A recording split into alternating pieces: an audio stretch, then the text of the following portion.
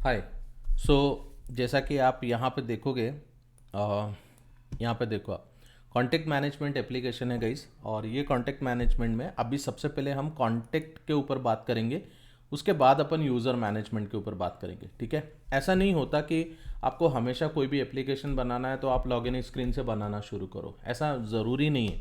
तो देखो आप यहाँ पे मेरी एक अप्रोच देखना, मैं किस तरीके से काम कर रहा हूँ। अगर मैं आपसे बोलता है इस एप्लीकेशन को बनाने के लिए, तो आप डेफिनेटली इसको यूज़र मैनेजमेंट पे से काम करना शुरू करते, पर मैं यूज़र मैनेजमेंट से नहीं करूँगा, मैं कॉन्टेक्ट मैनेजमेंट पे से काम करूँगा। हम कोई सा भी मॉड्यूल पिक कर सकते हैं और उस मॉड्यूल पे से हम इस पर काम करना शुरू कर सकते हैं। ठीक है, तो आप देखो जैसे मैंने कॉन्टेक्ट मैनेजमेंट से रिलेटेड बात की गई, तो मैं add, update, delete, list, search, ये कुछ ऑपरेशंस हैं जो हम कॉन्टेक्ट के ऊपर करेंगे।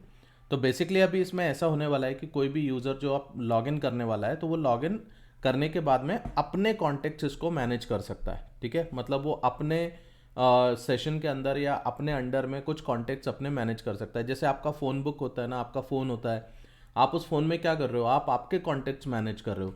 इसी तरीके से हम एक वेब एप्लीकेशन बना रहे हैं जिसमें आप लॉगिन करके, रजिस्ट्रेशन करके, आप वहाँ पे आप अपने कॉन्टेक्ट्स मैनेज कर सकते हो, राइट। तो इस तरीके से एक ये एप्लीकेशन बनने वाली है। अब देखो इसके अंदर क्या होता है गाइस, जब कभी भी हम कोई प्रोजेक्ट बनाते हैं तो प्रोजेक्ट के अंदर एक रिक्वायरमेंट एनालिसिस होता है। रिक्वायरमेंट के बाद में इसमें कुछ यूज़र स्टोरीज निकल के आती हैं। ठीक है, तो अभी हालांकि ये सिर्फ इतना सा प्रोजेक्ट नहीं है, ये काफ़ी बड़ा, काफ़ी सारी यूज़र स्टोरीज इसमें आती जाएंगी टाइम टू टाइम। तो अभी आप जैसे देख रहे हो, मैंने कुछ यूज़र स्टोरीज फाइंड आउट की हैं, कुछ यूज़र स्टोरीज निकाली हुई हैं। तो ये धीरे धीरे अपना एक प्रोसेस चलता रहेगा, आपको समझ में आता जाएगा। तो जैसे आप देख रहे हो, react CMS application boot strapping, मतलब मैं आपको बिल्कुल स्टार्टिंग से ये बताने वाला हूँ कि आप रिएक्ट की अगर एक एप्लीकेशन बनाते हो तो उसको कहाँ से कैसे बनाना चाहिए, स्टार्टिंग कैसे करना चाहिए, फोल्डर स्ट्रक्चर आप कैसे बनाओगे। हम डैशबोर्ड प्लानिंग करेंगे, डैशबोर्ड कंपोनेंट बनाएंगे, हेडर कंपोनेंट बनाएंगे, navigation with logo and navigation links से रिलेटेड एक नेविगेशन बनेगा।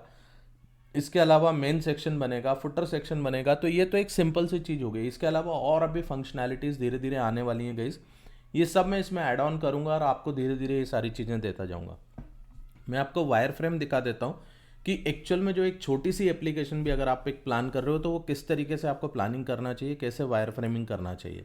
तो जैसे आप यहाँ पे देख रहे हो, इसके ऊपर देखो मेरे को क्या करना है। यहाँ पे मैं ऐसा कुछ एक डैशबोर्ड बनाऊंगा गाइस। ठीक है, यहाँ पे मेरे को ये लोगो आ जाएगा। लोगो के लिए लोगो टेक्स्ट अपन रख लेते हैं सिंपल सा। यहाँ पे कॉन्टेक्ट्स लिस्ट करके एक मेरे को एक मेन्यू ऑप्शन मिलेगा और लॉग आउट बटन मिलेगी। तो आप ये इमेजिन करो कि अगर यूज़र ने सक्सेसफुली लॉगिन कर लिया है तो लॉगिन करने के बाद में उसको इस तरीके का एक व्यू दिखेगा, डायरेक्ट सीधा डैशबोर्ड के ऊपर उसको लिस्ट दिखने वाली है। और लिस्ट के ऊपर यहाँ पे जैसे आप देख रहे हो, तो आपको यहाँ पे serial number, name, contact, email, group, edit, delete, ये ऑपरेशंस मिलेंगे।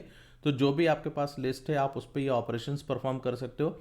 यहाँ से जैसे आप क्रिएट कॉन्टैक्ट पे क्लिक करते हो तो क्रिएट कॉन्टैक्ट पे आपके पास इस तरीके से एक ऐड कॉन्टैक्ट का एक पेज आएगा। तो यहाँ से आपने ये डिटेल फिल करी, जैसे ही सेव किया, ये पर्टिकुलर डिटेल मेरे को यहाँ पे ऊपर टॉप में दिखना चाहिए। ठीक है, इस तरीके से कुछ प्लान करते हैं। यहाँ से आप एक फ्री टेक्स्ट सर्चिंग कर सकते हो। फ्री टेक्स्ट सर्चिंग का मतलब ये है कि आप चाहो तो आप नेम के बेसिस पे सर्चिंग कर लो, आप चाहो तो आप कॉन्टेक्ट के बेसिस पे, ईमेल के बेसिस पे, ग्रुप के बेसिस पे, कुछ भी आप यहाँ पे टाइप करते हो उससे रिलेटेड आपको डेटा मिल जाएगा। जैसे आप यहाँ पे देख रहे हो, देखो फैमिली में मेरे पास में 2 लोग हैं जिनका मैंने कॉन्टेक्ट ऐड किया है। तो सपोज अगर मैंने यहाँ पे फैमिली लिखा तो यहाँ से प्रियांश और मानवी, ये दोनों मेरे को लिस्ट होना चाहिए मेरे लिस्टिंग के अंदर, बाकी की चीज़ें नहीं दिखना चाहिए। ठीक है, इसके ऊपर अपन काम करेंगे। इसके अलावा देखो गाइज, आप यहाँ पे जैसे ही एडिट बटन पे क्लिक करते हो तो एडिट बटन पे मेरा ऐसा कुछ एक अपडेट का एक ये पेज आएगा, राइट। तो यहाँ पे प्रीफिल्ड डेटा आएगा, जो भी आपको अपडेट करना है आप अपडेट करो, अपडेट बटन पे क्लिक करो। जैसे ही आपने अपडेट बटन पे क्लिक किया, डेटा वापस से यहाँ पे आपको अपडेट होता हुआ दिखेगा। ठीक है, डिलीट बटन पे क्लिक करते हैं तो डिलीट पे एक पॉपअप आएगा और वो आपसे पूछेगा do you really want to delete this record. अगर आपको डिलीट करना है वो परमानेंटली आपका डिलीट हो जाएगा, अगर डिलीट नहीं करना है तो आपका डेटा अवेलेबल रहेगा। ठीक है, इसके अलावा यहाँ से देखो, जो आपको फ्रंट पेज, जैसे ही आपका एप्लीकेशन आप स्टार्ट करते हो, आपका जो फ्रंट पेज होगा वो इस तरीके का कुछ दिखना चाहिए। मतलब मेरे को एक साइन इन का एक फॉर्म दिखेगा, यहाँ से मैं ईमेल और पासवर्ड डालता हूँ और यहाँ से लॉगिन करता हूँ, तो ये सक्सेसफुली अगर साइन इन होता है तो ये मेरे को ये डैशबोर्ड पे लेके जाएगा। अगर यूज़र अवेलेबल ही नहीं है तो उसको हम एक रजिस्ट्रेशन का ऑप्शन देंगे। तो रजिस्टर पे जैसे ही क्लिक करेगा, यहाँ से वो रजिस्टर करके वापस से लॉगिन करके वो इस पेज पे आ सकता है. So this is what a small application, but trust me guys, this is only the thing that you will be requiring in any of the application. ठीक है, तो ध्यान से समझो, अच्छे से समझो क्या मैं बता रहा हूँ आप लोगों को, and try to code each and everything whatever I am telling you guys. आपको लगता है तो आप उसको, जो भी वीडियो आपका चल रहा है, आप उसको पॉज करो, समझो, अपने से नोट्स बनाओ, and then once you have listen me perfectly properly, then उसके बाद आप गाइज अपना नोट्स रेफर करके अपना कोड लिख सकते हो. Please do not, I am repeating, मेरे साथ में कोडिंग मत करना.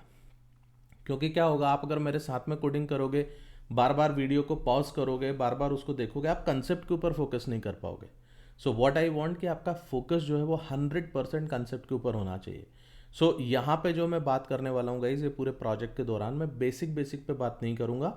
बेसिक आई एम एज्यूमिंग कि आपको पता होगा. अगर आपको रिएक्ट हुक के बेसिक्स नहीं पता है, क्योंकि अपन इसमें हुक यूज़ करने वाले हैं, मेरी एक दूसरी वीडियो सीरीज़ है गाइज रिएक्ट हुक के ऊपर इसी चैनल पे, आप उसको ध्यान से देखो, समझो, और आप फ्री टाइम में वो सारे हुक्स एक बार अच्छे से समझ लो, क्योंकि वो सारे हुक्स जो है वो अपने यहाँ पे यूज़ होने वाले हैं गाइज. ठीक है, चलो, thank you very much, bye bye, happy learning.